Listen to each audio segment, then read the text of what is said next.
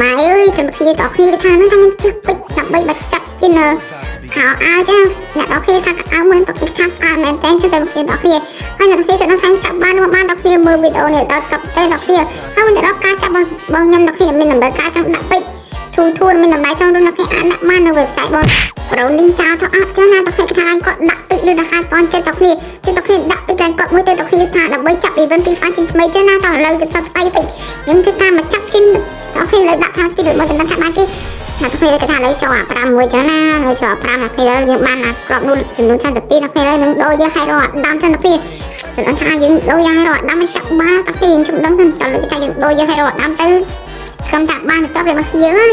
ទៅតាមដាក់តាម spin ទៀតចូល5ទៀតមកដូចគាត់ជិះថាចូល5អត់មានចូលឲ្យទៅចូល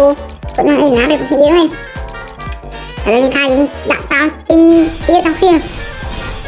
តើបើអ្នកគ្នាចូល2សល់តែ100ពេចទេគេមកគ្នាយើងអត់គ្នាឥឡូវគេថាយើងឲ្យដាក់មក spin អ្នកគ្នាថាយើងដាក់មក spin ទៀតហើយយើងមើល event ណាអ្នកគ្នាដាក់25ពេចអ្នកគ្នានិយាយមិនមែនទេគ្នាវានិយាយក៏ឯណាគឺថាខ្ញុំផងចេះណារឿងគ្នាអ្នកគ្នាថានឹងថាយើងសល់តែ126ពេចទេថាដាក់ពេចទៅដាក់ចូលមួយម៉ែដល់គាត់ជិះទៅគេមកគ្នាអ្នកគ្នា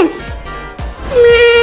គាត់ជិះយកគេថាបានអាវនេះមួយថាស្អាតមែនទេរឿងគ្នាយើងហើយចេះតែគ្នាខ្ញុំបើចង់ហ៊ានទៅថាដាក់ពេចទៅដាក់ពេចកន្លែងប្រូនេះចាប់ស្អាតទៅថាកន្លែងគាត់ដាក់ពេចដល់ដាក់សម្រាប់ដូចខ្ញុំចឹងណាគេមកគ្នាអ្នកគ្នាហើយវីដេអូខ្ញុំមានតែប៉ុណ្ណឹងទេអ្នកគ្នាជួបគ្នាវីដេអូក្រោយបាយបាយ